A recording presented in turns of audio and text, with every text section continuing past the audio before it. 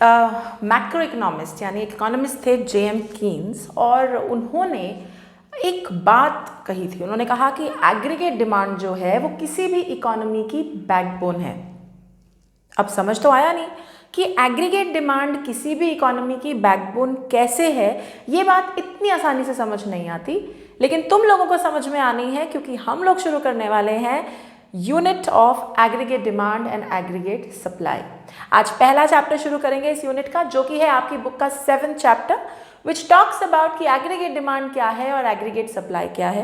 And by the end of this chapter तुम्हें ये clarity भी ज़रूर होगी कि ये एग्रीगेट डिमांड हमारी इकोनॉमी या किसी भी इकोनॉमी की बैकबोन क्यों है, जैसा कि कीन्स ने कहा था। Welcome everyone, you guys are watching Eco World Digital Classes and this is Macroeconomic Series for Standard 12. Like I said, we are starting chapter number 7, AD and AS. एक बार यहाँ पे हाईलाइट कर दूँ, 40 मार्क्स की macro में ये वाला unit 12 number का है, यानी हाईएस्ट वेटेज का यूनिट यही है। ज़्यादा कुछ कॉम्प्लिकेटेड नहीं है, सिंपल टर्म्स हैं और बड़े मज़ेदार तरीके से इकोनॉमी समझ में आने लगती है। And if you get it right, इसमें एक न्यूमेरिकल भी आएगा, 12 नंबर आपके पूरे हैं। ओके, तो चलो शुरुआत करते हैं। तो शुरुआत सबसे पहले किस चीज़ से होगी कि एग्रीगेट डिमांड है क्या, व्हाट इज एग्रीगेट डिमांड।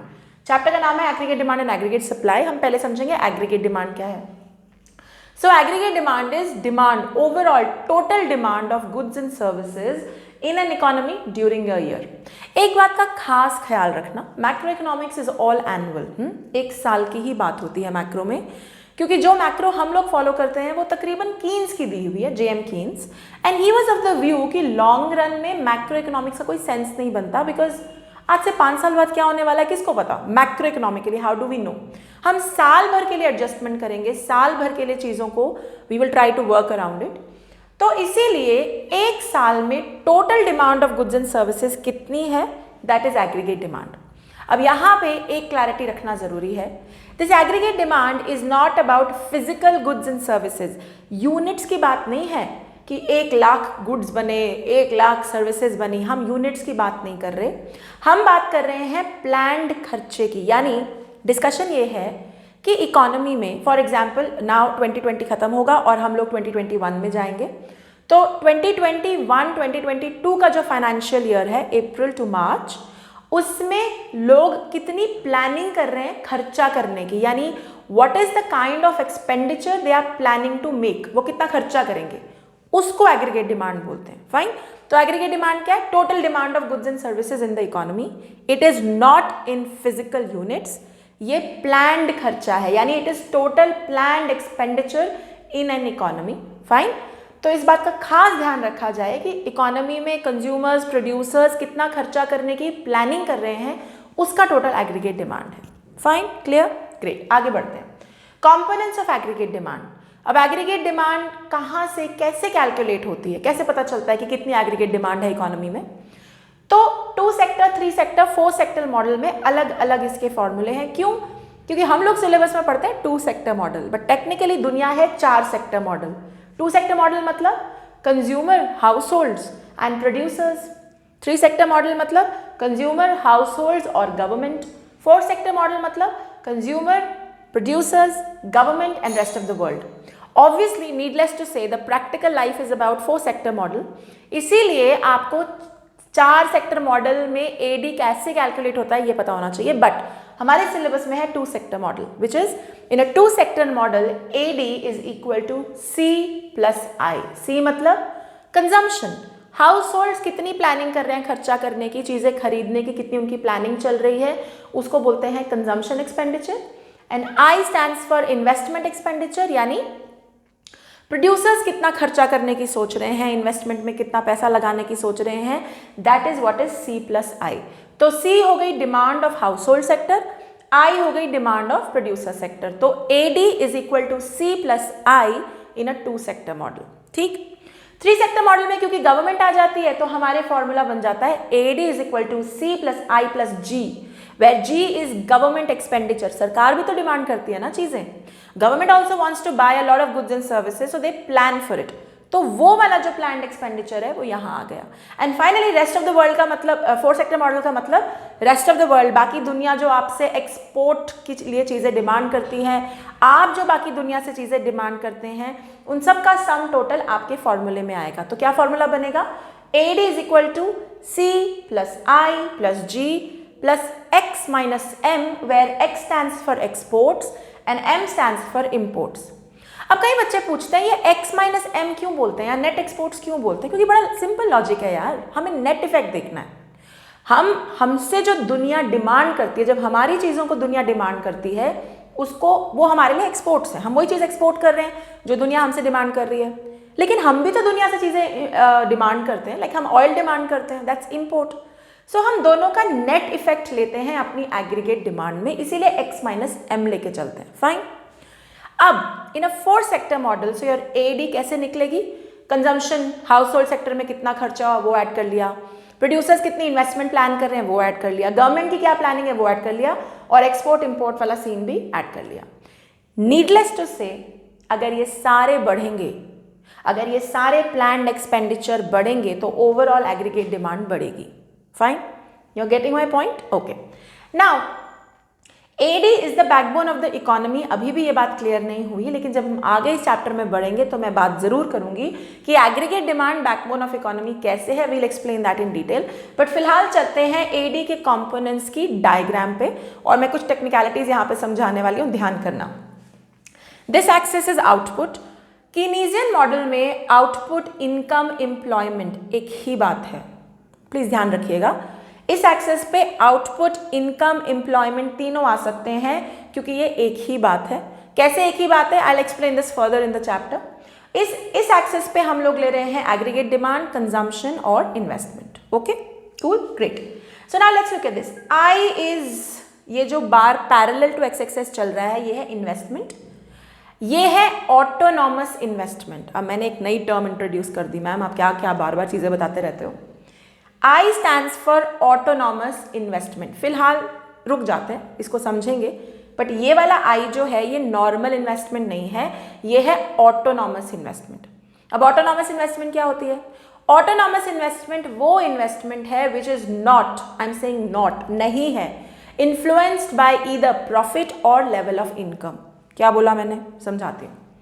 तुम प्रोड्यूसर हो, तुम अपने बिजनेस में पैसा लगाने वाले हो, इन्वेस्टमेंट करने वाले हो। माई क्वेश्चन टू यू, क्या पैसा लगाने से पहले तुम ये नहीं सोचोगे कि तुम्हें इस इन्वेस्टमेंट को करके कितना प्रॉफिट मिलेगा? सोचोगे ना? या क्या तुम ये नहीं सोचोगे कि तुम्हारी जेब में कितने पैसे हैं, तुमने अगर नई मशीनरी खरीदनी है या नया लैंड परचेज करना है, क्या तुम्हारे पास उतनी इनकम है? ऑब्वियसली सोचोगे। तो जनरली जितने प्राइवेट प्रोड्यूसर्स हैं वो ऑटोनॉमस इन्वेस्टमेंट नहीं करते। वो क्या करते हैं? Induced investment. इंड्यूस्ड मतलब मोटिवेटेड। मोटिवेटेड किस चीज से? प्रॉफिट से और इनकम से। मेरे जेब में पैसा है तो मैं इन्वेस्टमेंट करूंगा, अगर मेरे को ये इन्वेस्टमेंट करके फायदा, प्रॉफिट मिलेगा तो मैं ये इन्वेस्टमेंट करूंगा, उसे बोलते हैं इंड्यूस्ड इन्वेस्टमेंट। बट इस वाले मॉडल में हम आई ले रहे हैं ऑटोनॉमस इन्वेस्टमेंट। ऑटोनॉमस इन्वेस्टमेंट क्या है? Autonomous investment is investment which is not influenced by profit और बाय इनकम लेवल। में फर्क नहीं पड़ता प्रॉफिट का, इनकम लेवल का।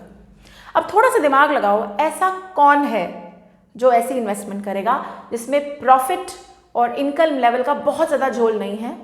You got it right, it's mostly government. जब गवर्नमेंट वहाँ रेलवे लाइन बिछाती है जहाँ आज की डेट में कोई प्रॉफिटेबिलिटी नहीं है, इट्स एन ऑटोनॉमस इन्वेस्टमेंट। जब गवर्नमेंट पावर प्लांट्स लगाती है या चैरिटी वाले हॉस्पिटल खोलती है, वहाँ इनकम की चिंता नहीं है और प्रॉफिट का सीन नहीं है, उसे बोलते हैं ऑटोनॉमस इन्वेस्टमेंट। ओके, तो ये जो आई है ये ऑटोनॉमस इन्वेस्टमेंट है। Okay, and that is why you can see it is constant to X axis. मतलब ये आउटपुट के साथ बढ़ या घट नहीं रही, ये सेम लेवल पर है, मतलब एक ही लेवल पे कांस्टेंट चल रही है। कहने का क्या मतलब है? जो इंड्यूस्ड होती है ना, मतलब जो तुम प्रॉफिट और इनकम को देख के इन्वेस्टमेंट करते हो, वो तो जैसे जैसे तुम्हारा आउटपुट बढ़ेगा वैसे वैसे इन्वेस्टमेंट बढ़ती जाएगी, है ना? या जैसे जैसे तुम्हारी इनकम बढ़ेगी वैसे वैसे इन्वेस्टमेंट बढ़ती जाएगी। ये ऐसी नहीं है, क्योंकि ना तो इस पे इनकम का फर्क है ना ही प्रॉफिट का, इसीलिए ये पैरेलल है। ओके, तो I is parallel. Okay, now let's look at this. See, next curve is consumption curve. If you can notice, upward sloping curve है, मतलब बढ़ता जा रहा है. जैसे जैसे आउटपुट बढ़ रहा है वैसे वैसे कंजम्पशन एक्सपेंडिचर भी बढ़ रहा है. क्लियर? गुड. बट यहाँ पे तुमने एक चीज नोटिस करनी है. मैंने सी वाले कर्व को ओरिजिन, इसे ओरिजिन बोलते हैं, जो स्टार्टिंग पॉइंट होता है इसे ओरिजिन बोलते हैं. मैंने सी वाले कर्व को ओरिजिन से नहीं शुरू किया है. क्यों नहीं शुरू किया भाई? तुमसे ही सवाल पूछ लेती हूँ. कभी ऐसा तुमने सोचा है कि किसी का भी कंजम्पशन जीरो हो, चाहे तुम्हारी जेब में पैसा हो चाहे ना हो? क्या तुम कह सकते हो तुम्हारा consumption of anything is zero? तुम ना बोलोगे, क्योंकि इवन जो सड़क पे चलता हुआ भिखारी है जिसकी जेब में पैसे नहीं है, वो भी कभी ना कभी खाना खाता है, लंगर में बैठता है, किसी से मांगे हुए कपड़े पहनता है. यानी कंजम्पशन तो डेफिनेटली है even if you don't have any income level. इसीलिए कंजम्पशन कर्व ओरिजिन से नहीं शुरू होता. क्यों? क्योंकि अगर कंजम्पशन कर्व ओरिजिन से शुरू होता तो इसका मतलब है कंजम्पशन है zero, which is not possible. At least short term में तो बिल्कुल पॉसिबल नहीं है. तो इसीलिए consumption curve you can notice थोड़ा सा ऊपर से, ओरिजिन से थोड़ा सा ऊपर से स्टार्ट होता है. And you have to keep track of this. कई बच्चों को लगता है कि डायग्राम जैसी मर्जी बना दो, टीचर तो बेवकूफ है. बिल्कुल नहीं. टीचर्स बहुत immediately, you know, so if you been teaching economics for a while, दिमाग भी नहीं लगाना पड़ता, डायग्राम देखते समझ में आता है कि गलत है, वहीं काटा पड़ जाएगा. So keep track of one I am saying. ये पैरेलल चलेगा, ये थोड़ा सा पॉजिटिव एक्सिस से चलेगा, और क्योंकि इन दोनों का टोटल एडी का कर्व है, सी प्लस आई है ना, सी प्लस आई, इसीलिए जितना ये डिफरेंस है उतना ही इन दोनों कर्व्स का डिफरेंस बनके ये दोनों कर्व्स पैरेलल बनेंगे. Not exact parallel but almost parallel. अभी क्लियर? समझ में आ गया? तो मैंने तीन बातें बताई. पहली कि आई का कर्व चलेगा parallel because it is autonomous investment. Autonomous investment वो इन्वेस्टमेंट जिसपे प्रॉफिट और इनकम लेवल का फर्क नहीं पड़ता. Second, consumption curve zero, origin से नहीं शुरू होगा because consumption can practically be never zero, तो हमेशा ये वाई एक्सिस पे थोड़ा सा ऊंचे से शुरू होगी. थर्ड, एडी सी और आई का कॉम्बिनेशन है, so it will move parallel to C, but in दोनों के बीच का डिफरेंस ठीक उतना होगा जितना आपने आई का डिफरेंस दिखाया है. कोई स्केल का मेजर नहीं है, लेकिन देखने में डायग्राम में लगना चाहिए कि ठीक ठाक उतना ही डिफरेंस ले रखा है. 19-20 के फर्क का कोई दिक्कत नहीं. Are we clear? So today what we have done is, AD क्या होता है, ये प्लान्ड एक्सपेंडिचर है, फिजिकल यूनिट्स नहीं है, components of AD and the diagram of AD. Okay, I hope you guys are clear till here. अगली video में आगे बढ़ाएंगे चैप्टर को एंड कंटिन्यू करेंगे, और इस क्वेश्चन का आंसर भी डेफिनेटली ट्राई करेंगे. अगर आप लोग मुझे यूट्यूब पर देख रहे हैं तो like, share, subscribe and comment करना बिल्कुल मत भूलिएगा. Till then bye bye, take care.